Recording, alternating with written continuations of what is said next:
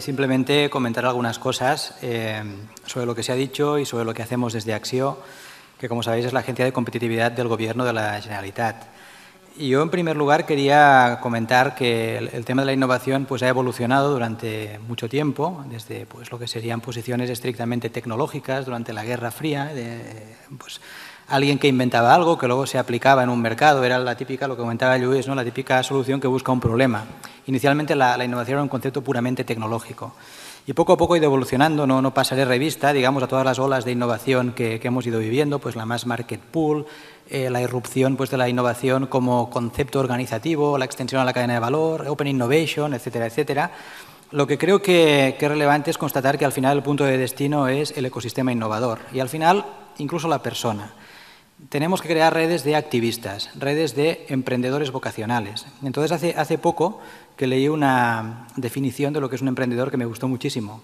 Dice, un emprendedor es aquel que idea proyectos y se vincula emocionalmente a los mismos. Entonces, es una definición muy bonita y sería el gran éxito del ecosistema que realmente todos nos creyéramos emprendedores en este sentido. Que fuéramos capaces de idear proyectos y nos vinculáramos emocionalmente a los mismos. Todos, porque en cierto modo la crisis que nos está ahora pues, apretando por todas bandas es una crisis de valores fundamentales. Seguramente este concepto de emprendedor muy poca gente todavía lo lleva internalizado. Es bastante común esto de, bueno, yo si puedo me coloco donde sea y oye, si es una gran empresa mejor, que no me vean demasiado. Esta idea de aportar valor social, de aportar valor económico como cultura todavía no la tenemos suficientemente internalizada. Seguramente la crisis nos ayudará a cambiar en este sentido. A veces explico una anécdota que, y quizá me habéis oído ya alguna vez, los que me habéis escuchado, que es seguramente el momento más frustrante de mi vida profesional, que es cuando ante un colectivo de 200 doctores de la Universidad de Barcelona que acababan su tesis doctoral, hicimos una conferencia para hablar de cosas de mercado. Tenían que salir de la universidad, porque seguramente todos no iban a poder, digamos, continuar sus carreras académicas. Y la universidad, en ese momento, junto con la Generalitat, pues montaba unas jornadas doctorales que eran básicamente como un pequeño MBA. Les explicábamos cosas de operaciones, de finanzas, de marketing, de estrategia, a gente que de naturaleza no estaban interesados. Entonces, el experimento es qué pasa cuando hablas de innovación a alguien que no le interesa. Gente que, por ejemplo, pues habían hecho la tesis doctoral en Derecho Romano o en Filología Semítica o en Astrofísica. Entonces, imaginaros la complejidad que supone enfrentarse a 200 personajes de este nivel, ¿no? Les expliqué, en ese momento, ya es el año 2006, antes de la crisis, les expliqué qué iban a encontrar y les expliqué un poco el panorama de un sector ultracompetitivo como el del automóvil, que es muy importante en Cataluña, uno de los sectores de mayor peso económico en nuestra economía, y les dije, pues bueno, simplemente que era un sector ultracompetitivo, muy tecnificado, donde muchísima gente pues en la cadena de valor del automóvil trabaja y se gana la vida, y que en ese momento pues resulta que aquellas empresas que más invertían en I+D estaban perdiendo dinero, y perdiendo dinero de forma sostenida. Por ejemplo, Ford, Chrysler, General Motors invertían en ese momento tanto en tecnología como todo el séptimo programa marco junto, una sola empresa, las que más invertían, Ford o Chrysler o General Motors, y perdían dinero. No estaban posicionadas. Y les expliqué conceptos de diferenciación, etcétera, etcétera. Y luego les dije, tenéis grandes oportunidades. Lo que antes se hablaba la vieja economía era ultracompetitiva, pero habían espacios, blue oceans, océanos azules. Y les expliqué el caso de Google, que en ese momento también estaba como un poco de moda. Dije, mira, en este momento Google vale 150.000 millones de dólares en la bolsa de Estados Unidos, que es tanto como todos los fondos estructurales y de cohesión que ha recibido España de la Comisión Europea desde que entró en el mercado común. O sea, todo el flujo económico que la entrada de un Estado de 40 millones de habitantes en un continente, todo el flujo económico que ese continente aporta para digamos, el equilibrio económico de ese nuevo Estado, equivale a lo que dos estudiantes de Stanford, dos estudiantes de 20 años, consiguen en el mercado financiero, 150.000 millones de dólares. Por tanto, el cambio es posible. Y les dije, tenéis que pues, valorizar todo aquello que sabéis, sois gente extraordinariamente formada, salid y cread empresas. Y después de unos segundos de silencio tenso, un estudiante levantó la mano y dijo, mire, lo que nos ha explicado no nos interesa en absoluto, es puro mercantilismo. Y aquí está delante de la élite intelectual del país. Y por tanto, no nos gusta su discurso. Claro, yo me quedé frío. Realmente la gente que estaba, el rector de la Universidad de Barcelona, los que estábamos en la mesa, no supimos qué decir, pero lo más preocupante es que todo el mundo aplaudió. 200 personas aplaudieron. Con lo cual, eso ya anticipaba, en cierto modo, la crisis que iba a venir. Hemos hecho cosas mal y una de las que seguramente hemos hecho es no ser capaces de generar activistas de la innovación. no hemos sido capaces de generar emprendedores. Esa generación, esa creatividad de proyectos y el vínculo emocional a los mismos, pues ahora se empieza a dar con mucha más fortaleza, seguramente por efecto de la crisis. Pero antes, pues seguramente teníamos un grave déficit en ese sistema.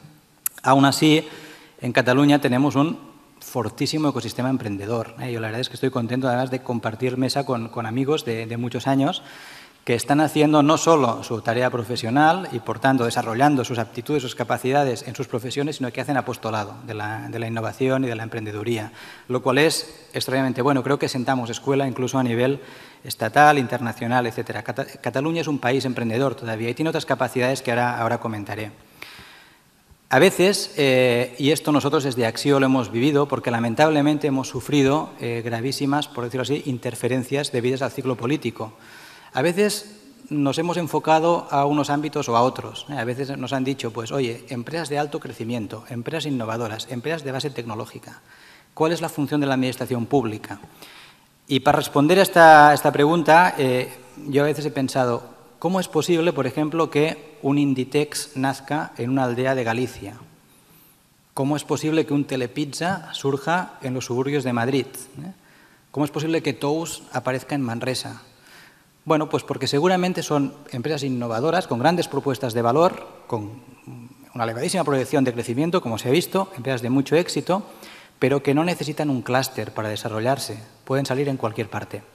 Y eso sale solo, para entendernos. En cierto modo, en una economía sana, este tipo de empresas, innovación en modelo de negocio, crecimiento rápido, que tienen estrategias rompedoras, muy loables, pues seguramente aparecen en cualquier parte y así lo muestra la evidencia. Aparecen en cualquier parte. Un Intel o un Google no aparecen en cualquier parte. Necesitas un sustrato. Las empresas de alta tecnología necesitan una incubación, infraestructuras sofisticadas, un nivel de ciencia fundamental elevado, también espíritu emprendedor, por supuesto, rivalidad, centros de conocimiento. Necesitas un clúster. Y ahí es donde yo personalmente creo que la administración pública debe intervenir. Debe generar de forma estable este clúster. Debe generar, pues, ese substrato que facilita que no solo aparezcan los modelos de negocio que ya aparecerían sin la administración, sino que además aparezcan otros que yo creo que son, sin menospreciar los anteriores, son más sólidos, en el sentido de que son más productivos, generan más valor, generan puestos de trabajo de mayor productividad, etcétera, etcétera. Por lo tanto, que fortalecen, en cierto modo, la economía. Es lo que llamamos fallo de mercado. El mercado solo nos los provee. Por eso deberemos, en cierto modo, desde la Administración, ser capaces de provocar o de generar aquellos instrumentos que hagan que este tipo de empresas de base tecnológica surjan y crezcan rápidamente. Y ante la pregunta de Ágata, ¿qué pasa con los créditos NET, con nuestros instrumentos? Pues la verdad es que me ha cazado, pero no los entendimos, porque yo le dije, cuando veas a alguien de la Administración, quéjate, porque no tenemos los créditos NET. Pero claro, no a mí, sino me refería al conseller o a otros. En este caso estoy solo, por tanto tengo que reconocer, no tenemos desafortunadamente los instrumentos que teníamos hace unos años. Y no los tenemos porque estamos en la situación que estamos, de una extrema crisis que ahora afecta especialmente, no especialmente, afecta a la Administración pública de un modo muy grave.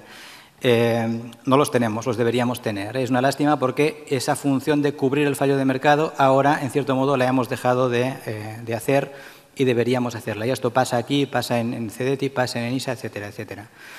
Yo creo que el futuro es relativamente prometedor, porque lo que anticipo es que ahora estamos en sequía absoluta, pero en algún momento debería haber un plan Marshall. No podemos ser un país que compita en coste otra vez, no podemos hacer caer los indicadores de innovación como están cayendo.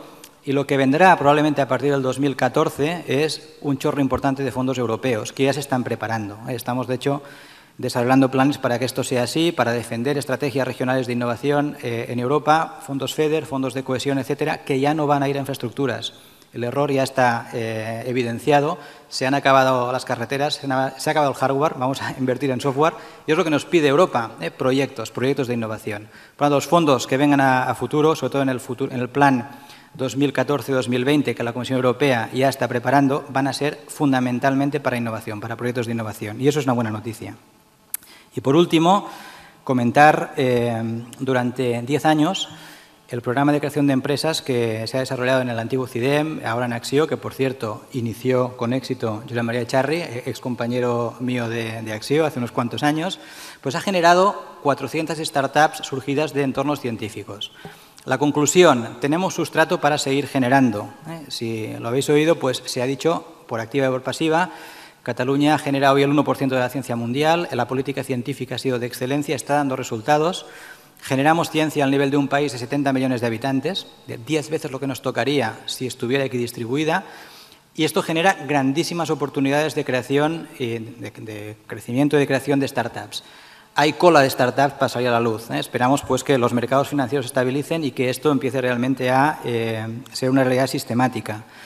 ¿Qué les pasa a estas startups? Que en general no crecen suficiente, les falta management. Entonces ahí pues, deberíamos corregir algunas cosas porque si miramos el histograma, las que más han crecido pues quizá están facturando entre 10 y 20 millones de euros. Las que más han crecido, que son muy pocas. Hay muchas que no han muerto, deberían haber muerto, la tasa de mortalidad debería ser muy alta, no han muerto porque durante muchos años han estado, en cierto modo, dopadas de recursos públicos, han estado mimadas.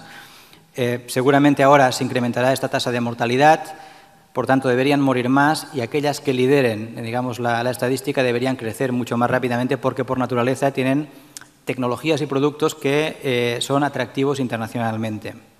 Y ya para acabar, Josep María ha hablado de Saitel. Saitel es una de las primeras empresas que se creó en SIDEM, creo que cuando él estaba a cargo del programa.